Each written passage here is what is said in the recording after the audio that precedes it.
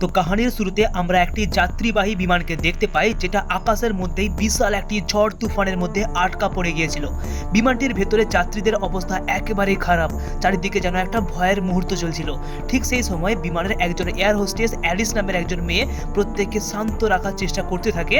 সে বলে যে কখনো কখনো বিমান এই ধরনের তুফানের কবলে পড়ে যায়, কিন্তু এই তুফান বেশিক্ষণ থাকবে না, তাই বেশি প্যানিক না করে নিজের সিটে বসে থাকাটাই বেটার। এরপর আমরা ড্যানি নামের একজন মেয়েকে দেখতে পাই, যে কিনা তার বয়ফ্রেন্ডের সঙ্গে এই ভয়ঙ্কর সিচুয়েশন থেকে একটু রিল্যাক্স করার জন্য কথা বলছিল। তারা দুজন তাদের বাবা মাকে ছেড়ে এখন অন্য জায়গাতে বাস করে আর লস অ্যাঞ্জেলসে ঘুরতে গিয়েছিল। কিন্তু ঠিক সেই সময় হঠাৎ করে ঝাঁকুনি শুরু হয় আর দুজন পাইলট বিমানটিকে ব্যালেন্স করার চেষ্টা করতে থাকে। বিমানটির মেন পাইলটের নাম জ্যাক, আর তারই পাশে বসে আছে তারই কো পাইলট রায়ান জ্যাককে বলে যে এই ধরনের তুফানের কবলে কিন্তু আমি কোনো দিনও পড়িনি, কি হচ্ছে কিছুই বুঝতে পারছি না। কিন্তু জ্যাক তাকে বলে যে রিল্যাক্স, আমি এইরকম আগেও প্লেন চালিয়েছি আর এর থেকেও বাজে এক্সপিরিয়েন্স আমার আগেও ছিল, এটা কোনো ব্যাপারই নয়, একটু পরে তুফান থেমে যাবে and then this situation are very normal. এরপর এইদিকে আমরা পিক নামের একটি ছেলেকে দেখতে পাই, যে কিনা খুবই ঘাবড়ে গিয়েছিল। তো পিক এয়ার হোস্টেস অ্যালিসকে বলে আমার জন্য ওষুধ নিয়ে আসতে, কারণ এই সিচুয়েশনকে সামাল দেওয়া আমার পক্ষে সম্ভব নয়, কারণ বিমানটি যে কোনো মুহূর্তেই ক্র্যাশ করতে পারে। কিন্তু এলিস কোনোরকম ভাবে তাকে শান্ত করার চেষ্টা করে। আর এইদিকে আমরা আর একজন আর্মি অফিসারকে দেখতে পাই, যে কিনা মোবাইলে তার মেয়ের ছবি দেখছিল। প্রায় 2 বছর পর সে তার নিজের বাড়ি ফিরে যাচ্ছে, তাই সে খুবই খুশি। কিন্তু সে জানতো না যে তার এই খুশি আর হয়তো বেশিক্ষণ থাকবে না। আর এইদিকে আমরা আর একজন আমেরিকান আর্মি অফিসার মার্শালকে দেখতে পাই, যার কাছে কিনা বন্দুক ছিল। কিন্তু ওই বন্দুক দেখে তার পাশে সিটে বসে থাকা অ্যানা নামের আর একটি মেয়ে খুবই ভয় পেয়ে যায়। কিন্তু মার্শাল বলে যে ভয় পাওয়ার কোনো কারণ নেই, আমি একজন আর্মি অফিসার, তাই আমার কাছে বন্দুক থাকা বাঞ্ছনীয়। তো যাই হোক, এই বিমানটির ভেতরে দুজন এয়ার হোস্টেস কাজ করতো, একজন অ্যালিস নামের একটি মেয়ে, যাকে আমি আগে বলে দিয়েছি, এছাড়া আর একটি ছেলেও আছে। তো এখন বিমানের ভেতরে সিচুয়েশন প্রায় নরমাল ছিল, কিন্তু এইদিকে পিক নামের সেই ছেলেটি জানালা দিয়ে বিমানটির বাইরে কিছু একটা দেখার চেষ্টা করছিল। কিন্তু হঠাৎ সে দেখতে পায় যে ঘন কালো মেঘের মধ্যে কেউ যেন একটা তার দিকে তাকিয়ে আছে। এই দেখে সে নিচে পড়ে যায় আর ভয়ে কাঁপতে থাকে আর চিৎকার করে যাত্রীদের বলতে থাকে যে বিমানের বাইরে কেউ যেন একটা তার দিকে তাকিয়ে আছে। পিকের কথা শুনে বাকি প্যাসেঞ্জাররা ভয় পেয়ে যায়, কিন্তু কেউই তার কথা বিশ্বাস করতেই পারছিল না। এরপর এয়ার হোস্টেস তাকে বাথরুমে গিয়ে ফ্রেশ হতে বলে যে এইটা হয়তো তোমার মনের ভুল। কিন্তু পিক বাথরুমে আসার পর যখন আয়নার দিকে তাকায়, সেখানেও একটি ভয়ঙ্কর চেহারা দেখতে পায়। এই দেখে ভয় পেয়ে আবার সে মেঝেতে পড়ে যায় আর চিৎকার করতে থাকে। মার্শাল নামের আর্মি অফিসারটি তার 2 হাত বেঁধে দেয় আর চেয়ারে বসিয়ে তাকে শান্ত করার চেষ্টা করতে থাকে, কারণ পিককে যদি শান্ত করা না যায় তাহলে কিন্তু তাকে দেখে বাকি প্যাসেঞ্জাররাও ভয় পেয়ে যাবে আর সিচুয়েশন কিন্তু হাতের বাইরে চলে যেতে পারে। এরপর অ্যালিস পাইলটকে ফোন করে সমস্ত ঘটনা জানায় যে এইখানে যা যা হয়েছে। তো যাই হোক, দুজন এয়ার হোস্টেস আর দুজন পাইলট কিন্তু বেশ অভিজ্ঞ, তাই তারা যথাসম্ভব চেষ্টা করতে থাকে বিমানের ভেতরে যাত্রীদেরকে শান্ত রাখার। এরপর আমরা দেখতে পাই যে অ্যালিস যাত্রীদের মনকে শান্ত রাখার জন্য বিমানের ভেতরে থাকা কিছু খাবারের প্যাকেট দিয়ে দেয়। অ্যালিস ভাবে যতক্ষণ যাত্রীরা খাবার শেষ করবে ততক্ষণ হয়তো প্লেনটি নিচে ল্যান্ড করে যেতে পারে, কিন্তু ব্যাপারটা কিন্তু অতটাও সহজ নয়। একজন মহিলা ওই খাবারটি খাওয়ার সঙ্গে সঙ্গেই তার হঠাৎ যন্ত্রণা শুরু হয় আর যা খেয়েছিল সবই বমি করে উগরে দেয়। কিন্তু অবাক কাণ্ড যে তার পেটের ভেতর থেকে খাবারের সঙ্গে সঙ্গে বড় বড় পোকা বেরিয়ে এসেছিল। এই দেখে যাত্রীরা তো ভয় পেয়ে যায় আর সিচুয়েশন কিন্তু এইবার হাতের বাইরে। অ্যালিস কিছুতেই বুঝতে পারে না যে কি করে সম্ভব, কারণ এই খাবারগুলো আজকেই প্যাকেট করা হয়েছিল, কিন্তু তা সত্ত্বেও খারাপ কি করে হতে পারে। আর এই ছেলেটি বাকি প্যাকেটগুলোকে চেক করে দেখে যে তাদের কাছে স্টক সমস্ত খাবারই কিন্তু প্রায় নষ্ট হয়ে গিয়েছিল। তো এই ছেলেটি পাইলটকে ফোন করে বলে যে প্লেনের ভেতরে সমস্ত খাবার কিন্তু নষ্ট হয়ে গিয়েছে। এই শুনে রায়ান কিছুতেই বুঝতে পারে না যে হচ্ছেটা কি। ঠিক সেই সময় এয়ারপোর্ট থেকে একটি ফোন আসে আর বলা হয় যে তাদের বিমান ফ্লাইট 666 এরপর এমন একটি লো প্রেসার এরিয়ার মধ্যে প্রবেশ করবে যেখানে হয়তো তাদের সঙ্গে কানেকশন করা আর সম্ভব হবে না। এই সমস্ত কথা শুনে কো পাইলট রায়ান তো খুবই ভয় পেয়ে যায় আর জ্যাককে বলে যে হচ্ছেটা কি, আজকে কার মুখ দেখে ঘুম থেকে উঠেছিলাম, সমস্ত খাবার একসঙ্গে নষ্ট হয়ে যাওয়া, তারপর এয়ারপোর্টের সঙ্গে সংযোগ বিচ্ছিন্ন হয়ে যাওয়া, ব্যাপারটা কিন্তু খুবই ভয়ঙ্কর। কিন্তু তা সত্ত্বেও জ্যাক তাকে শান্ত করে বলে যে কিছুক্ষণের মধ্যে আমরা কিন্তু ল্যান্ড করে যাব, তো চিন্তা করার কোনো কারণই নেই। কিন্তু ঠিক সেই সময় বিমানটির উপরে এত জোরে বজ্রপাত হয় যে ইঞ্জিন বন্ধ হয়ে যায়। বিমানের ভেতর পুরো অন্ধকার, আর জ্যাক শত চেষ্টা করে প্লেনটিকে ব্যালেন্স করার, কিন্তু তা আর হয়ে ওঠে না। তীব্র গতিতে প্লেনটি নিচের দিকে নামতে থাকে, কিন্তু শেষমেশ জ্যাক দ্বিতীয় ইঞ্জিনটিকে চালু করে দেয় আর প্লেনটি আবার আগের মতো উঠতে শুরু করে। কিন্তু বিমানটির এত বেশি ঝাঁকুনির কারণে অ্যানা নামের একজন মেয়ের নাক থেকে রক্ত পড়ছিল। এয়ার হোস্টেসের সেই ছেলেটি অ্যানাকে বলে যে ওয়াশরুমে গিয়ে পরিষ্কার করে আসতে, কারণ আমি পারবো না, কারণ আমি এইগুলোর জন্য একদমই কোয়ালিফাই নয়। কিন্তু এইদিকে আমরা দেখতে পাই যে হলুদ জ্যাকেট পরা আর একটি লোক যখন জানালা দিয়ে বাইরের দিকে তাকাচ্ছিল, তখন দেখতে পায় যে কেউ একজন ঘন কালো বাদলের মধ্যে তার দিকে এগিয়ে আসছে। এই দেখে সে ভয় পেয়ে জানালা বন্ধ করে চুপচাপ বসে পড়ে আর কাউকে কিছুই বলে না। কিন্তু এইদিকে অ্যানা যখন ওয়াশরুমে গিয়ে নিজের নাকের রক্ত পরিষ্কার করছিল, ঠিক সেই সময় একটি বাচ্চার কান্নার আওয়াজ শুনতে পায় আর দেখতে পায় যে আয়নায় তার গলা থেকে রক্ত পড়ছে, কিন্তু তার শরীরে এক ফোঁটাও রক্তের চিহ্ন নেই। কিন্তু আয়নাতে কিন্তু একদমই উল্টো দেখাচ্ছিল। কিন্তু হঠাৎই আলো বন্ধ হয়ে যায় আর অ্যানা চোখ খুলে দেখে এখন সে ওয়াশরুমে নয়, বরং বিমানের সেই জায়গাতে বসে আছে যেখানে প্রত্যেকটা ব্যক্তির লাগেজ মালপত্র রাখা ছিল।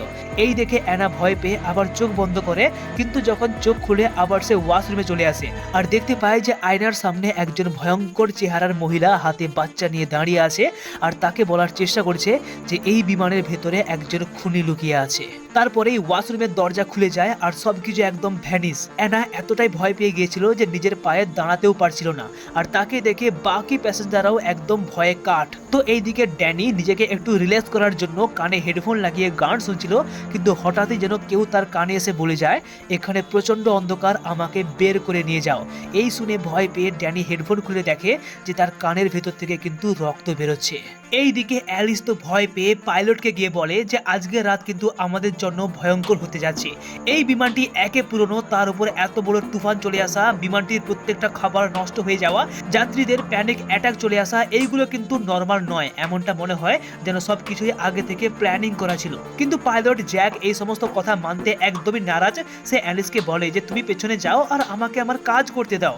কিন্তু ঠিক সেই সময় পাইলট বিমানের বাইরে দেখতে পায় যে ঘন কালো মেঘের মধ্যে একটা মানুষের চেহারা, কিন্তু সেই চেহারা বাকি দুজন দেখতে পারছে না, শুধুমাত্র জ্যাক ছাড়া। এইবার কিন্তু জ্যাক সত্যি সত্যি ভয় পেয়ে যায়। এইদিকে ড্যানি যখন ওয়াশরুমে যায় তখন সেও দেখতে পায় যে সে ওয়াশরুমে নয়, বরং মালপত্র রাখা একটি রুমে চলে এসেছে আর কোনো একজন ভয়ঙ্কর দেখতে প্রেগনেন্ট মহিলা তাকে বারবার বলার চেষ্টা করছে যে এই বিমানে একজন খুনি লুকিয়ে আছে। ড্যানির এই সমস্ত কথা শুনে বাকি যাত্রীরা তো ভয়ে ঘাবড়ে গিয়ে চিৎকার করতে থাকে। কি করবে না করবে কোনো কিছু বোঝার আগেই তারা দেখতে পায় যে পিছন থেকে ন্যাড়া মাথার এক চোখবিহীন অশরীরী আত্মার একজন মহিলা তাদের দিকে এগিয়ে আসছে। মার্শাল যেহেতু আর্মি অফিসার, তাই ভয় পেলেও হাতে বন্দুক নিয়ে তাকে মারার চেষ্টা করে, কিন্তু সেই ভূতিয়া মহিলাটি চিৎকার করে আঙুল দেখিয়ে কিছু একটা ইশারা করার চেষ্টা করছিল, কিন্তু হঠাৎই ভ্যানিশ হয়ে যায়। আর এই দেখে অ্যালিস তো ভাই পুরো ভয়ে ঘাবড়ে যায় আর দৌড়ে গিয়ে পাইলটকে গিয়ে সব বলে যে এখনই প্লেনটিকে ল্যান্ড করানো দরকার, আমি কিছু জানতে চাই না, শুনতে চাই না, কারণ এই বিমানটিতে কিছু তো একটা ব্যাপার রয়েছে, কারণ যাত্রীরা প্রতিনিয়ত ভূত দেখতে পাচ্ছে, যেটা কিন্তু একদমই উচিত নয়। কিন্তু জ্যাক এটা মানতে নারাজ যে এরকম হতেই পারে না। ঠিক সেই সময় তারই পাশে বসে থাকা তারই কো পাইলট রায়ানের মধ্যে ভূত চলে আসে। জ্যাক বলে যে বিমানের ভেতর ভূত কেন আসবে, কিন্তু রায়ান, যাকে কিনা এখনই ভূত ধরে নিয়েছে, সে বলে বদলা নেওয়ার জন্য। আর এই কথা বলার সঙ্গে সঙ্গেই সে উঠে এসে জ্যাকের উপর হামলা করে সে যেন জ্যাককে মেরে ফেলতে চেয়েছিল আর প্লেনটি আউট অফ কন্ট্রোল হয়ে যায়। কিন্তু কিছুক্ষণ পর মার্শাল এসে রায়ানকে ধরে সরিয়ে দেয়। এই রকম সিচুয়েশন দেখে যাত্রীরা এইবার কিন্তু একেবারে সিরিয়াস হয়ে যায় আর প্ল্যানিং করতে থাকে তাদের কি করা দরকার। অ্যালিস বলে যে যখনই আমরা টেক অফ করলাম ঠিক তখনই হঠাৎ করে তুফান চলে এলো, তারপর বিমানের প্রত্যেকটা খাবার নষ্ট হয়ে যায়, কিছু যাত্রীরা হঠাৎ করে ভূত দেখতে পায়। ড্যানি বলে যে আমি কিন্তু হেডফোনে কারো একটা আওয়াজ শুনতে পেয়েছিলাম। অ্যানা বলে যে আমি ওয়াশরুমে একজন মহিলাকে দেখতে পেয়েছিলাম যে কিনা আমাকে বারবার বলার চেষ্টা করেছিল যে এই বিমানে কিন্তু একজন খুনি লুকিয়ে আছে। এইসব শুনে মার্শাল বুঝতে পারে যে নিশ্চয়ই কাউকে খুন করে তার বডিকে এই বিমানে রাখা হয়েছে, আর যার জন্য এই রকম ভয়ঙ্কর ঘটনাগুলো ঘটছে।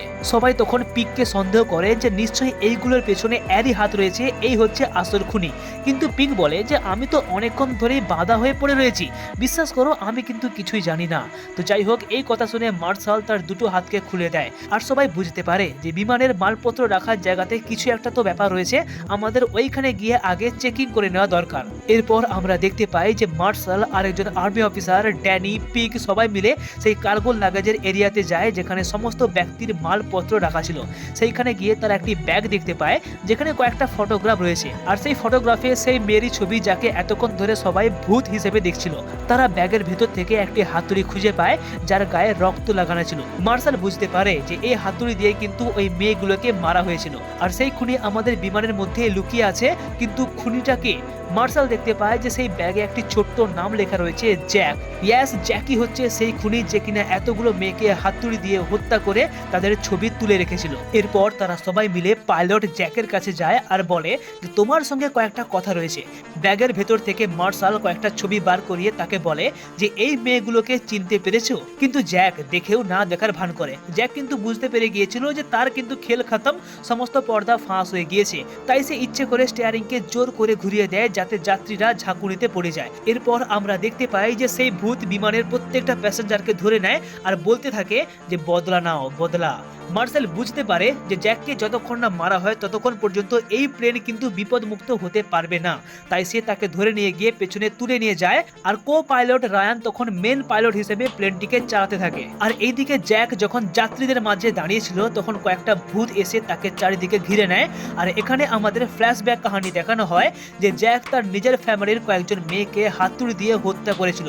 আসলে সে হচ্ছে একজন সাইকোপ্যাথ, আর সেই মেয়েগুলোর ভূত এখন বদলা নিতে এসেছে। তো ভূতগুলো জ্যাকের মাইন্ডকে এমন ভাবে ম্যানিপুলেট করে যে সে নিজের বন্দুক দিয়ে নিজেকে শেষ করে দেয়। এরপর আর কি, রায়ান কোন রকম ভাবে বিমানটিকে সামলে নিয়ে এয়ারপোর্টে ল্যান্ডিং করে আর বাকি যাত্রীরা এই যাত্রায় বেঁচে যায়। আর মুভিটির কাহিনী এখানেই দা এন্ড হয়ে যায়। তো গুরু, এইরকম ভালো ভালো সিনেমার কাহিনীকে ছোট্ট করে শুনতে যদি তোমরা একটু হলেও ইন্টারেস্টেড থাকো তাহলে কিন্তু টাইমলাইন বাংলাকে ফলো করে নিও। অ্যান্ড আজকের জন্য এতটাই, দেখা হবে আবার একটি নতুন ভিডিও নিয়ে।